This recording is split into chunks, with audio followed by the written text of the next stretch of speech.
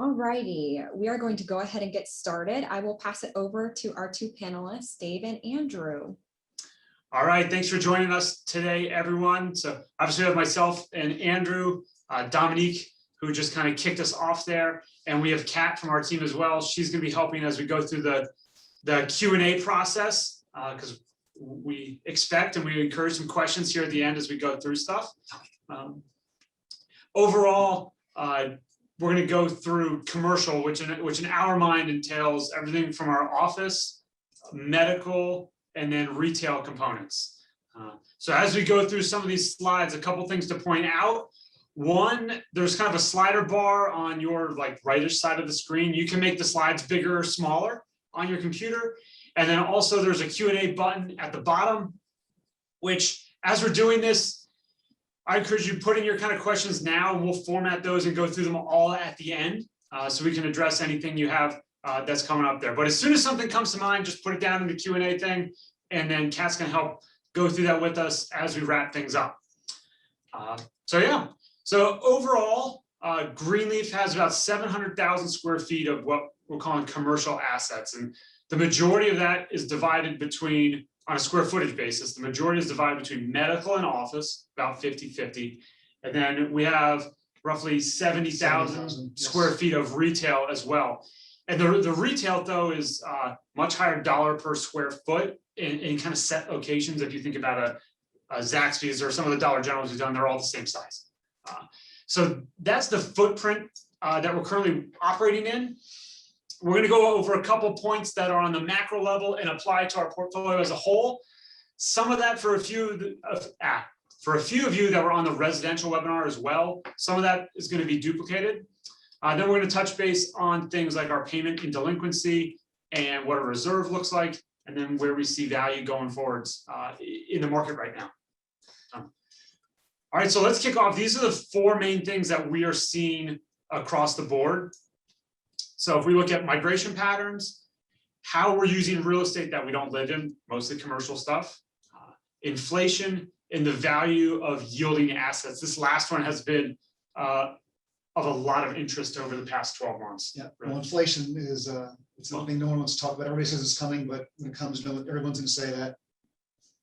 We had no idea. We had no idea it was coming. But things are just going to get more expensive. There won't be any inflation. Yes.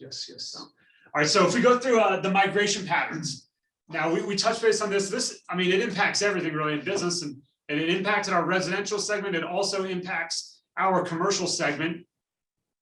We take this information from United Van Lines, and they're really tracking where people are moving to and from. Everything in the Southeast that's blue is positive, and a lot of these, you got all the New York area, California, and Illinois, but it's really just Chicago. So this is the high income areas to the middle income areas, or when what are you saying about the people in the South? Well, okay, it costs more to live in California than they just have higher taxes.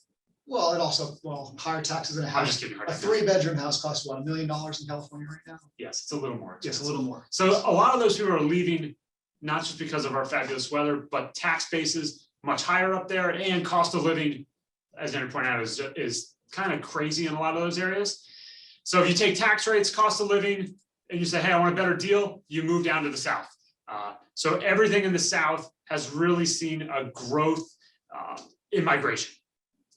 So we touch base and we look at, who's moving here. Not only taxes are cheaper, you jump to the next one, the taxes. So you see our tax rates are lower in the Southeast. This applies a lot to businesses too. If you're going to pay someone, they're going to obviously be paying state income taxes. It's a lot cheaper in the South than it is in other markets. If we look at the net migration, the impact of this tax change, all of the Southeast is positive net migration. Atlanta is dominated by, or Georgia is dominated by Atlanta. So people move to Alabama. They do move to Alabama. Huntsville is one of the fastest growing cities in the country. Is, but not is Huntsville part of Alabama though? Well, Huntsville. Is Atlanta part of Georgia? It's that whole conversation. Yeah, some people are going to say, "Hey, Atlanta's its own separate planet." Yes, but there's definitely cities that dominate this growth, and then you go outside of those, and the rural areas don't have population growth. If we look at cities in Georgia, you got Macon down to Albany, kind of the southeastern part of Georgia too. Those places are not seeing positive population growth, but Atlanta is. So blended together, it's still net positive migration rates. So this really helps from a, just a workforce and real estate values. Also remember, Atlanta has the airport, and so literally you live in Atlanta, you're one flight away from the entire world almost. Pretty much. Yeah. Okay, so that's the story on migration. If we look at how are we using space, in the office, there's a lot of talk around like, is the office dead? But when we think about cities as a whole and states, Georgia and specifically Atlanta is 82% back to work. It's one of the fastest back to work cities in the country. We've talked on a lot of our webinars or other meetings too, like things feel pretty normal here in Georgia. So that means a lot of people are back in their offices. Us as an organization as well, where we still have flexible work, people are working here. We have a full office. We have a full office now. Yeah. Yeah. In fact, you need office space now because more people are coming back and Yes, you need more offices. yes, yeah. So we need about 5 more inside our company, but we're seeing that. Yeah, yeah. So then lots of other announcements from kind of big companies that drive this. When you look at Google, they're basically doing away with work from home. They're going back to the office. Apple is opening a new headquarters here in North Carolina. Adobe, we're not in Nashville, but Adobe's spending about $1 billion building a new complex in Nashville. Arguably, I would assume so that people go work it, right? They're not building it for just show. And then Microsoft is opening an enormous headquarters here in Atlanta on the west side.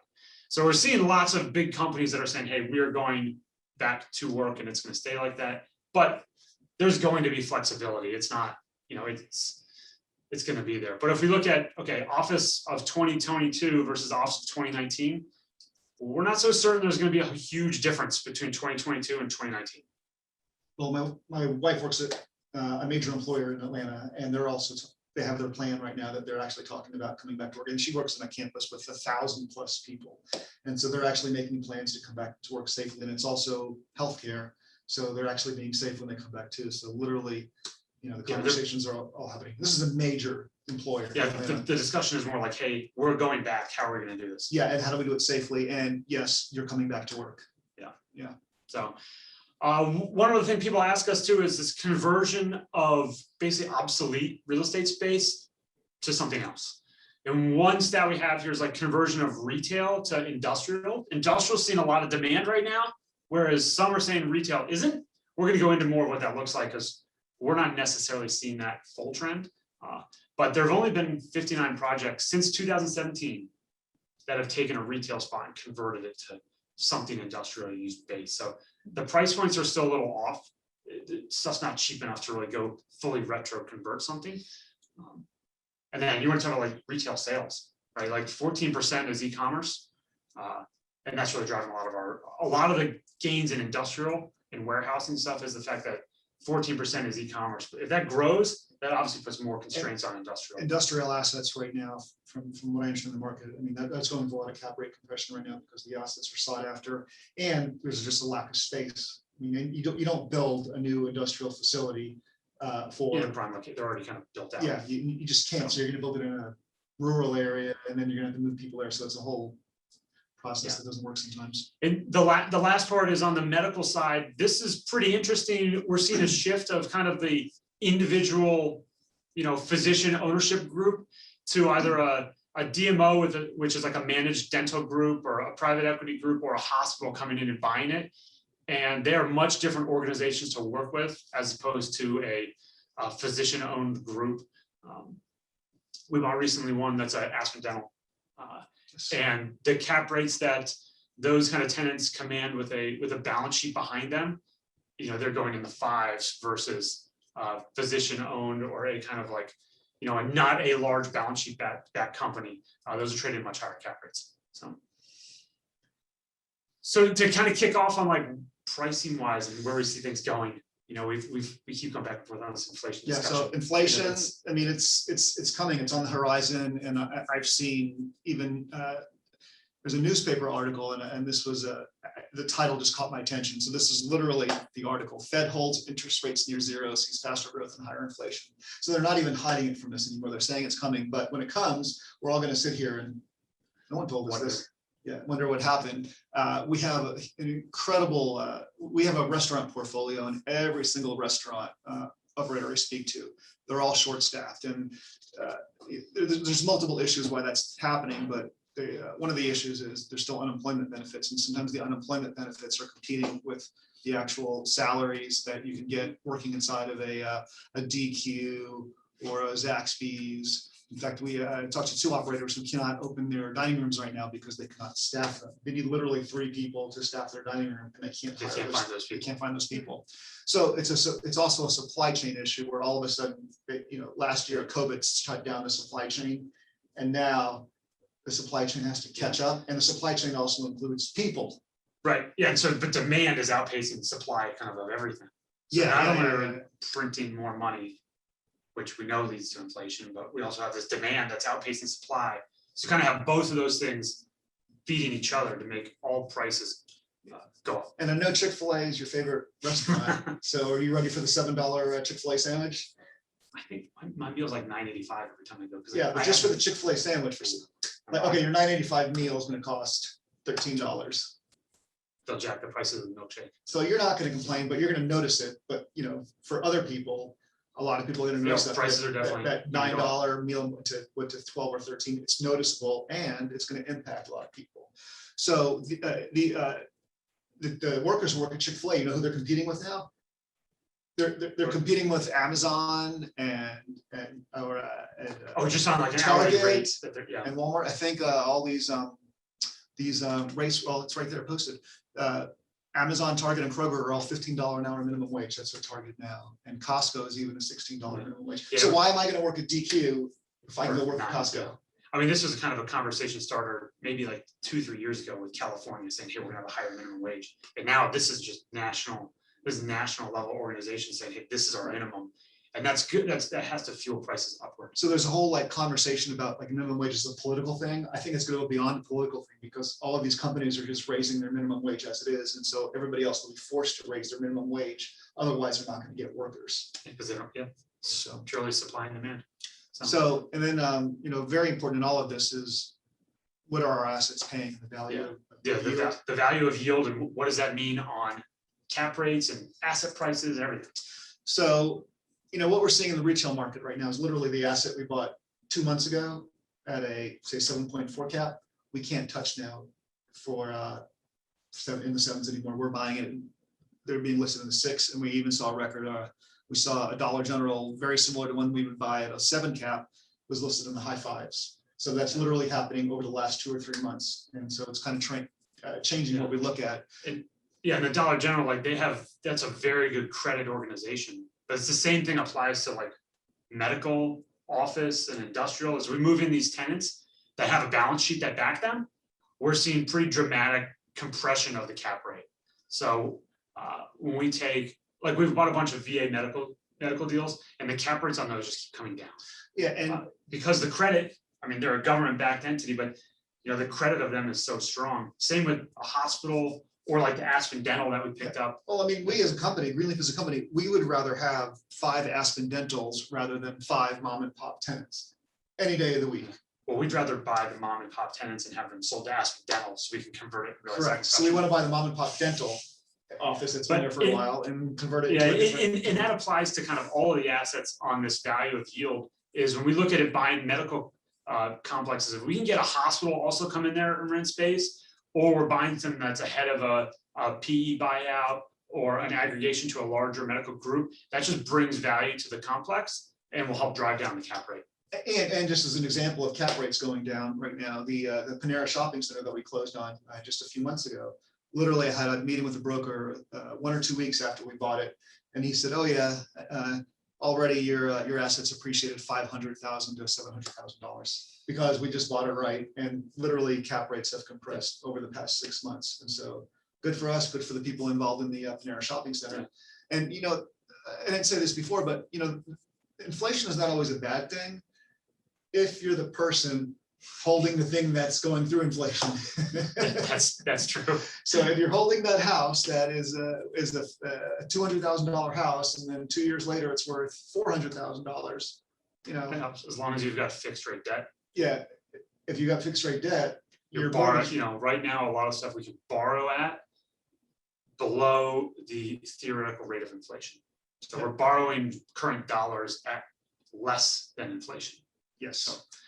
So want So to yeah, talk about occupancy. so how does this impact, how do those 4 points kind of impact what we're seeing across our commercial spaces? And as we divide this up into the 3 different categories, office, medical, and retail, we're seeing that places that are in good locations are having strong activity and strong demand. Across the board, our occupancy in all of these asset classes has been steady and growing. Our biggest change recently was Johnson Square, and this is literally like a pure office deal that's in Cobb County, Georgia. Excellent location. But it's super high traffic count, very high average income area, and we went under contract at 68% back in Q3, and we're up to 84% at the end of Q1. So, I mean, we're doing that through having the right capital stack so that we can go in and offer TI packages and actually pay the leasing commissions to move these office tenants in, because anything over 2,500 square feet, they've got a broker on both sides. Can't really get around that. So Johnson Square, we've been able to increase occupancy significantly. TVTC, you see a little bit of a decline, and that was one tenant, I believe. it was one tenant. We had a publishing company who, it's a publishing company, first of all, so that's obviously a very challenging industry to be in. And they left, and they had about 10,000 square feet.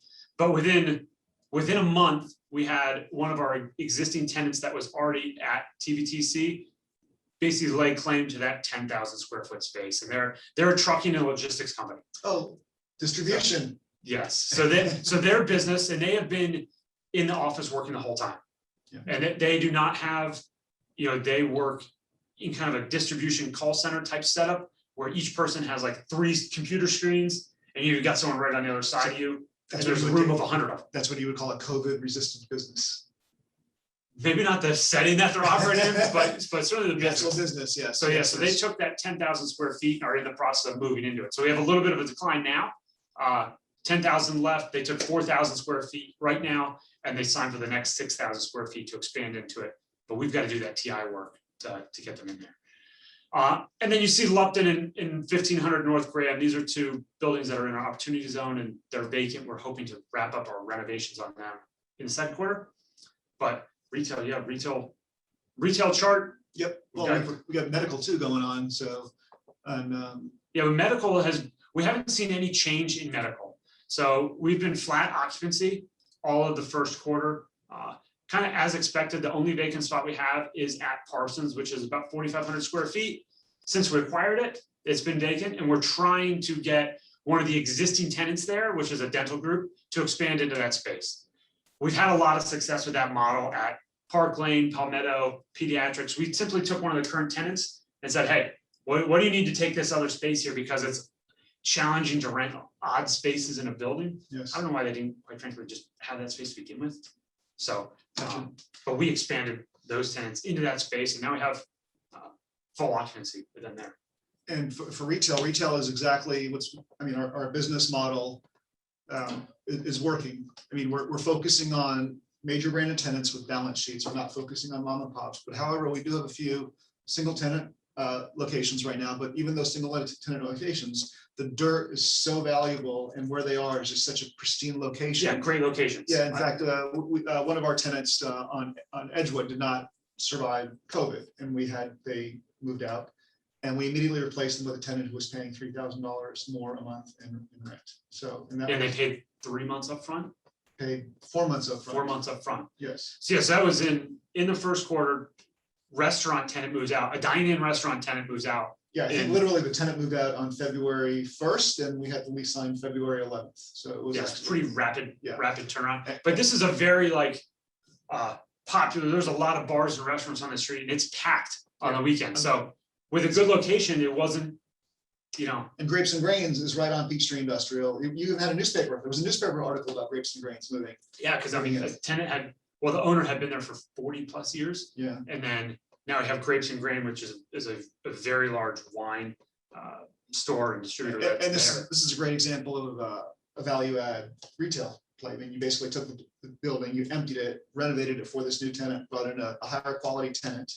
And how long's the lease? It's a It's a 10-year lease. 10-year lease with options or? Yep, 5-year options after that. So pretty set Yeah, on that one long That- term. that would And be they've got a a- great business. that would be a retail home run, I would say, as far I as, would say, yeah, so. I would call that one a home run. And with that, we're gonna Good job. refinance that one. So that's pending on Grapes and Grains. Oh, and you're pulling cash out of the. We'll get about 70% of our cash back out of it Okay, that so, we're working on right now. so all the so- investors that are actually gonna have a cash flowing asset and a lot of their capital returned, correct? So. Yeah, you better and that's on the invest. retail side. So let's dive into, so people are saying, I kind of tee this one up. It's like, hey, these things are struggling on office and retail, but it's not exactly what we're seeing. So this is our delinquency across all of our commercial assets. If you were on the residential one, you know, we had lots of talk around what our delinquency strategies were there, how we're handling tenants. On the commercial side, it really hasn't been a big part of the conversation. The only tenants that we have that are delinquent are individual sole proprietors that are in our office park. And one at the station here, we've got 4 tenants. And what I mean by that type of a job is like an individual psychiatrist. That's literally a 1-person company. And they haven't done a great job at staying open or working during COVID. So they're behind. 3 years since I've been here, we've turned over 1 retail tenant. And basically that 1 retail tenant was a mom and pop tenant, but all of our major branded tenants with balance sheets, they just do what they're supposed to do. They pay their rent. And even when they struggled, we actually created a situation that was win-win, and we disposed of our Applebee's, or we sold our Applebee's with a 7-year lease extension, and Yeah. we did pretty good on that. Yeah. But, And on these ones that are delinquent at the station, since we have available square footage, we're not necessarily like kicking them out. Can't do evictions right now, so, yeah, but they're a very, very small portion of the overall tenant base. We have about 70 tenants at the station as a whole, so this is 4 of them, and we have 6 new leases that we signed in April. Granted, this is for our Q1 review, but we signed 6 new leases on the station, so we have people moving in here. And when you're talking about here, this COVID concession, we extended the lease at Applebee's and we're able to realize that value. Yeah. So yeah. So, okay, so taking delinquency and ultimately, like, what does this mean for cash across all of our commercial assets? And this is kind of what we're calling our gas tank charts. So if the gas tank is full, that means you have all our reserves funded and you see a full green bar. If there's some yellow, that means there's areas that are not fully funded. So right off the top, you can see 3 deals, the Lupton, 1500 North Graham, and Grapes and Grains. right. And those are construction projects right now. Right. So those all have current construction loans. So we're refinancing Grapes and Grains, so it's in the works. Right. But current construction loans, so we're obviously not going to draw up that loan to hold reserves. Right. So we're trying to really limit interest expense when we do those projects. So those have no reserves intentionally. And with Edgewood and in the triple net fund, we had enough reserves in that account. And so literally we were able to sustain the retenant of that property and even the vacancy. And quite frankly, we paid all distributions on the triple net fund except for Q1 of, right when COVID hit. So we didn't pay the Q1 distribution, but since then we paid every single distribution. We got it retenanted and reserves actually worked. Right, yeah, and we're full on a reserve strategy with all of our retail assets. Yes. We have 9 retail assets. So we just put it in one chart, but that's 9 properties that's there. And then Grapes and Grain on its own, just because it's got the construction component. So if we look through our deals and where we stand on cash, you know, we talked about TVTC and how we had a tenant move out in this new tenant, MTL Holdings, that's taking over the space from a trucking and logistics company. So with that move, we obviously have to do some TI and kind of facilitate them getting into this new space and connect it to their old space. So there we backed out some money from our reserves to say, hey, we need to allocate this towards fixing. That's what reserves are for. That was what they're for, yeah. So we'll then replenish those, and anything above that we disperse. If we look at the station, on the station, we finished our construction project really about 2 quarters ago, and now we're in that kind of like build up our reserve mentality. But we're right at kind of break even. We have not gained a ton of occupancy at this asset. So we're right there, and although we have 4 people not paying, we got 6 new people coming in at the station. We still have about 25,000 square feet that we have to lease total. So, and that's pure office. There's no medical component to that. There's no retail component. It's pure office spaces. And then we have Baca, which is slightly behind, but it's a single tenant. And then Parsons. There have been some questions on Parsons as to, hey, why is our, what happened in the first quarter, because we didn't make our distributions as targeted. And on this one, we were literally in the middle of trying to negotiate with the dental office to go take this additional space. I was very optimistic that was going to happen in the first quarter, and it didn't. So we have some extra cash allocated for that we were going to spend that we didn't spend yet. So as we look at Q2 for Parsons, we already have enough in reserves to make all of our distributions. We just have this, hopefully we can rent this space to the dental practice and coordinate that TI package with them. The last one we have is Palmetto, and Palmetto, believe it or not, we bought this one quite a few months ago. We just finished our construction project there. So, and I see some questions kind of coming through there too. So thank you for putting that stuff in. If anything we're talking about sparks a question, just type it in there. So Kat and Andrew and I can kind of handle these at the end here and hope provide any additional clarity needed. But so on Palmetto, it took us well until now, almost 4 quarters to go through, and we had 2 tenants. We had to move both tenants around, get permits to renovate their space and get them out of each other's hair and into the new space. That took us a good amount of time. So we're just paying that stuff now, which is why we see the drop in reserves there. So, all right, the next part we're going to go through here is a fun little math exercise. If you want to grab some coffee or you want to take a minute here, this one's going to be a lot of numbers, but we want to try and go through and explain what our reserve strategy is. Love your Excel spreadsheets, don't you? I know, no one really gets pumped when you put Excel spreadsheets up on a presentation. They're like, what is all this Yes. garbage and colors? And this is where everybody goes to the kitchen now and gets the refills their water glass. yeah, so like, all right, we'll come back to this one. Yes, But yes. we're going to try and go through it. We have a very specific reserve strategy, and it's consistent for all of our commercial assets, but now it's different for retail. So retail, we're doing it based on months of mortgage payments for our core retail. For core retail, and then also for some of our centers, we're actually based on a percentage of revenue. So percentage of revenue is actually put away in reserves. Yeah. So that's why when you look at these, you're like, wait a minute, none of these make sense. They're all different. It's like, well, the numbers are different. The methodology is consistent on the asset class. Right. When we look at our medical and office buildings, we're doing $2.25 per square foot annually. And then we reserve for taxes and insurance for the year, and we hold 3 months of operating costs. So you see the blue line here, this is taxes and insurance. And each quarter, we kind of increase our reserves to get to 125% of this goal by the end of the year. The reason being, we pay our taxes and insurance in the 4th quarter. So we need to have 100% of our reserves at the end of the 3rd quarter to pay them in the 4th quarter. Yes. And then it restarts. The green section, this is our $2.25 per square foot that we reserve. So in this example, this isn't a real property. This is just an example. That's 50,000 square feet. We have tenant improvements at $1.70 a square foot, leasing commissions at 30 cents a square foot, and CapEx at 25 cents a square foot. So we take those numbers times 50,000 square feet, and our goal is to reach this throughout the year. Now we may spend some of this if we have a leasing commission or tenant improvement. That's what it's there for. Yes. So if we, for example, are going to save this funds, if we spend it in Q2, we don't say, hey, we got to go earn back all that money again. It's like the purpose was to spend it. Right.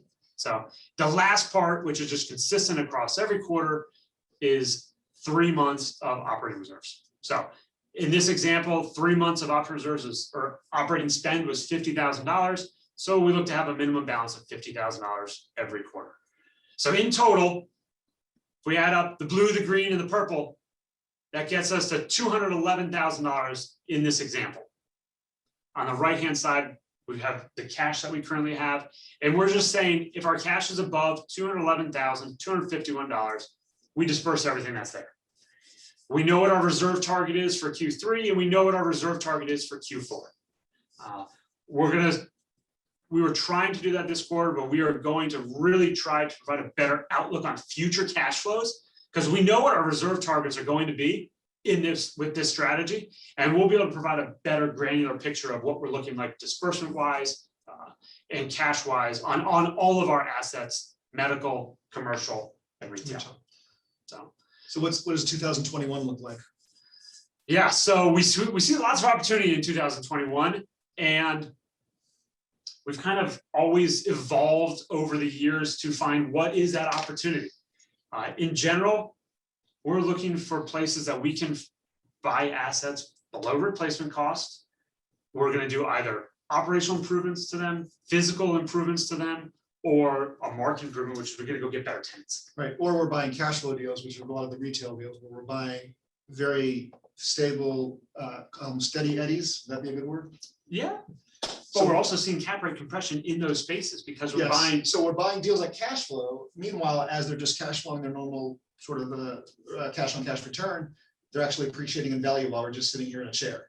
So that's the best of both worlds. We have cash flow. Chair. It's a comfortable chair, Yeah. yes, with an appreciating asset. So it's the Yeah. best of both worlds. And we see opportunities really in all of these segments. So in the medical, we're really focused on this sub $20 million range. We've talked about the $20 million range a lot here at Greenleaf. It keeps us away from really institutional type stuff. And our value creation strategy here is to buy these smaller medical facilities, really try to get good branded tenants, a hospital, private equity firm, or a managed healthcare group, and then put those in a package for an institutional buyer that's got to be north of $100 million of asset value. And we can really realize some cap rate compression on that exit. Yeah, and I have to apologize to you for the retail asset that we just missed out on this morning that we learned about. So I don't want to hear that. you don't want to hear that? What did we miss out on? We missed out on Top Golf. Oh, jeez. So There was a Top Golf for sale, and it literally went out probably about a week ago, and they had 10 full price offers on it. It would have been buying into what your hobbies are isn't always the best financial strategy. Yes. So I do like Top Golf and it's fun, but yeah, we're gonna stick to. Well, I think you We're said gonna stick to 90% of their revenue was from alcohol and 10% was from golf. I think it was or maybe 1% from golf. 1% from golf, 99%. I don't actually know that. We're just it's more of a food and beverage location. Dave's theory, because that's what he spends while he's there. So, why don't you tell us what we're seeing on the retail front here? So retail side, we're of course always looking for the mispriced deals, which they come across every once in a while, but not that often. We're looking for properties that need something fixed. They have mom and pop tenants. We want to change the mom and pop tenants to either a better higher balance sheet tenant or a major branded tenant. And we're looking for properties with something broken, like Johnson Square had 68%. Yeah, 68% occupancy. So if we buy a strip center at 70% occupancy and we replace at a normal cap rate, and then we literally replace one tenant because that actually that's an operational improvement of that. creates value right away.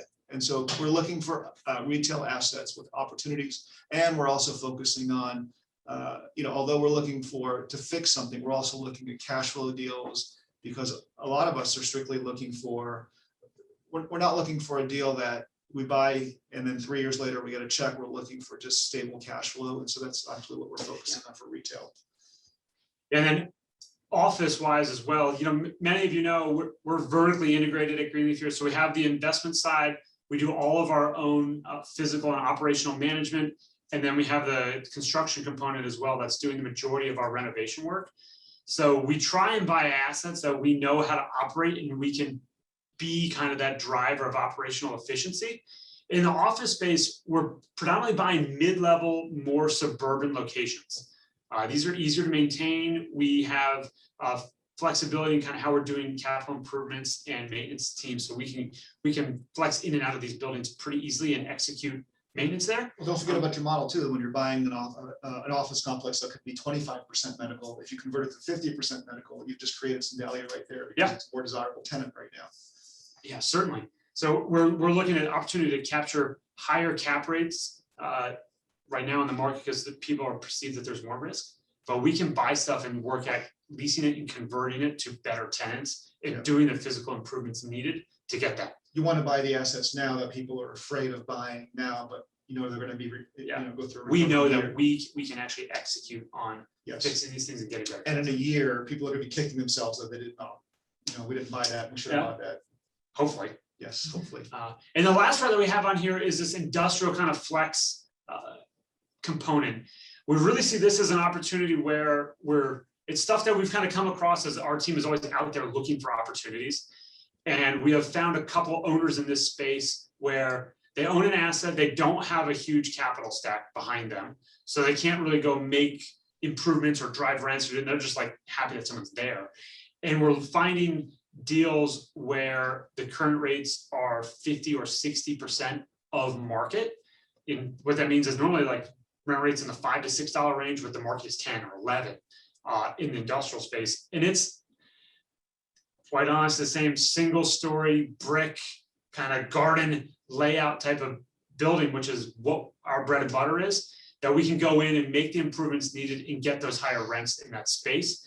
So we're seeing a lot of opportunity in that space right now that we're going to have some deals coming out with that really enable us to utilize not only finding a good deal, being able to operate the maintenance improvements to it and the capital improvements to it to drive our revenues up.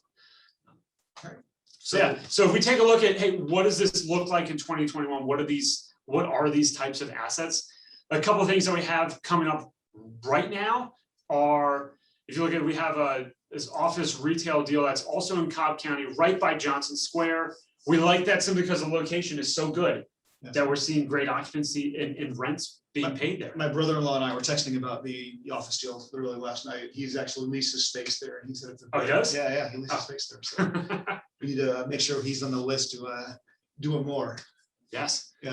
We have some of these on the right-hand side. This is stuff that we're, some questions coming around. What do we believe are the tax policies? We've had some 1031s this year, and then we've rolled into other either retail assets or the medical and retail assets. So that's three of the ones that we've closed out that are on the retail side. And then we have two industrial deals that are looking like opportunities where we can buy from, basically these people are in their 70s, the market, rates aren't quite there. So we can bring a capital stack to these, improve them, and really realize some revenue growth on them. And you notice our two retail deals, pretty much all the retail deals we get are really high quality deals. And I'm not gonna say they're few and far between, but we do find them. And when we find them, they go pretty quick. We've got two that are Dollar General in Columbia filled up, I believe, in less than 2 weeks. And we got a DQ that we're gonna actually move into our triple net fund. So when we sold an asset, we're actually just gonna roll the DQs. We sold an asset at a 6.5 cap, and we're gonna roll a 7.1 cap asset right in its place, which is going to increase cash flow and increase the value for all those investors in our triple net fund. So we'll have, anytime we take out a deal too, we're going to have more information on what these deals are, and we'll have webinars and addition to the operating memo that goes out to explain what we're seeing there. So, but that kind of concludes what we're seeing on the commercial space. I want to jump into questions that came through and try and get some clarity around anything else that's outstanding. So what do we have here, Kat? Hi, yes. So thank you to everyone that submitted questions. We have had a good amount come through. So thank you for that. If we aren't able to make it to your question, no worries. We will follow up with you directly after the webinar. So let's get started. This first question, Dave and Andrew answered in part, but it's regarding the occupancy at the station. We know we have the incoming tenants. So this question is, occupancy at the station has been stagnant since the purchase. Several floors have been built out to open concept, but may not be applicable now that we are in COVID. What is happening to drive up occupancy and income additionally, and what is the prognosis? I'll let you take that one. Yeah, we've been pretty steady since acquisition of about 60 to 65,000 square feet of occupancy at the station. We have been hopeful that our renovated space would get around $18 a square foot, and our non-renovated space would get around $14 a square foot. All of the demand we've seen is for kind of the classic space. So we have 3 floors that are renovated, and those floors are basically opened up so that anyone could put in whatever floor plan they wanted in them. So by opening it, though, we raised the ceiling height to be about 12 feet now versus the 9 feet of the older office. So our plan with those spaces is to allow people to build them out as needed. But right now, for us to gain occupancy, we had a little bit of this in our quarterly report on the station, is we plan to lower our rates into Q2 and Q3 to try and gain occupancy. And we'll keep doing that until we can get north of an 80% occupancy number. Okay, next, what is going on with the major redevelopment project surrounding TVTC? Whew. So around TVTC, there's an old manufacturing plant. We can send out kind of what the schematics are for this place, but a developer in Chattanooga bought roughly 100 acres on the waterfront there, and they're going to convert. They're literally building a canal through it that's going to come right next to TVTC. That's going to kind of have the gondola boats going back and forth on it, which is, it's like Italy, like little. yeah, it's a pretty far out design. It looks amazing. And they're going to have outdoor movie theaters. They're going to have a mix of hotel and office. They're going to kind of have everything in that area. But that's a multi-year, 10+ year project that's going in there. So we think it's great for TVTC. It's going to be connected to all of it. So we think it's a positive for us. Okay, cool. So pertaining to the QOZ fund, given the market changes, have you considered converting any of the office projects to residential? So the office projects we have in the QOZ fund, and I touched base a little bit on this in the QOZ video that we have out there that goes through the projects too, but 1500 North Graham is right near like a whole working area. So that one is probably still a good candidate to stay as office, and it doesn't have the parking ratios that would enable a residential to be placed there. So that one, the use is kind of set. We've received offers for the station, for people to tear it down and build apartments.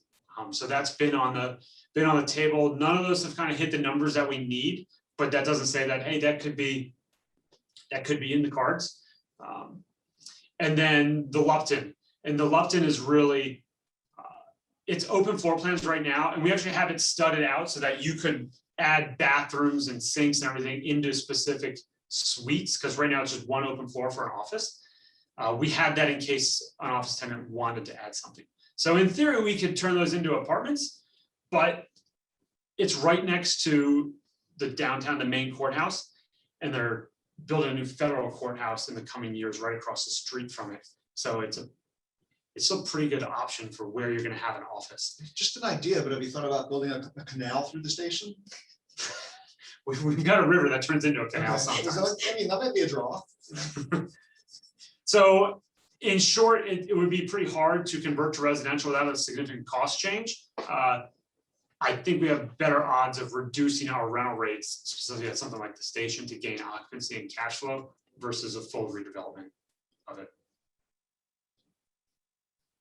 Okay, how do you see the proposed Biden tax changes affect the investment opportunities with Greenleaf? Oh boy, there was the political question. Yes. We kind of had a similar question on the residential side too. We went through that one, and it's probably a similar answer, but there's three kind of components of the tax changes that we see are the income taxes, capital gains. Yeah, 1031. Taxes are going up, capital gains are going up, and how is this going to affect the real estate market? You and I have a lot of conversations of how is this going to affect how we do business, because number one, if one of the conversations is the 1031 going away. If the 1031 goes away, what happens?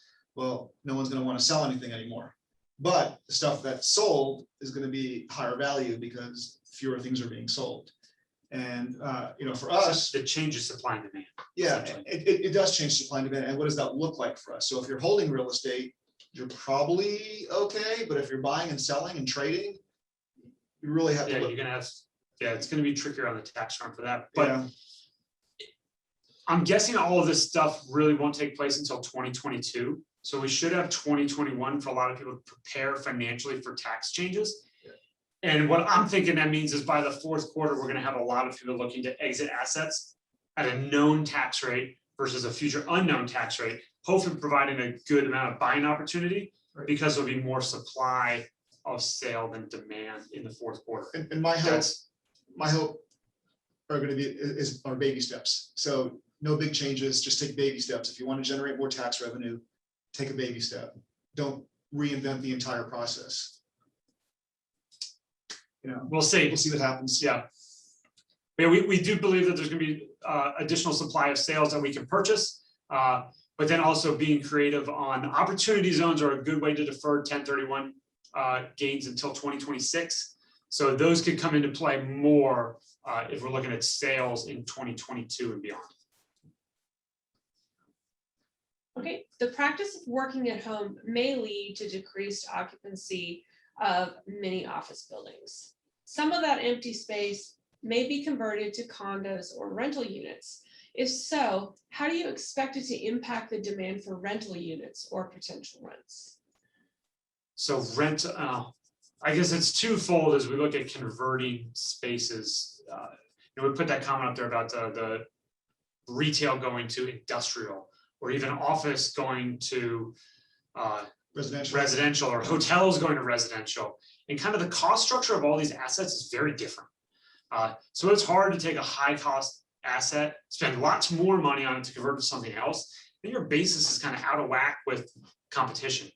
So for any of these really big conversions to happen, we're gonna need to see the people that own them take some pretty big haircuts on their valuations.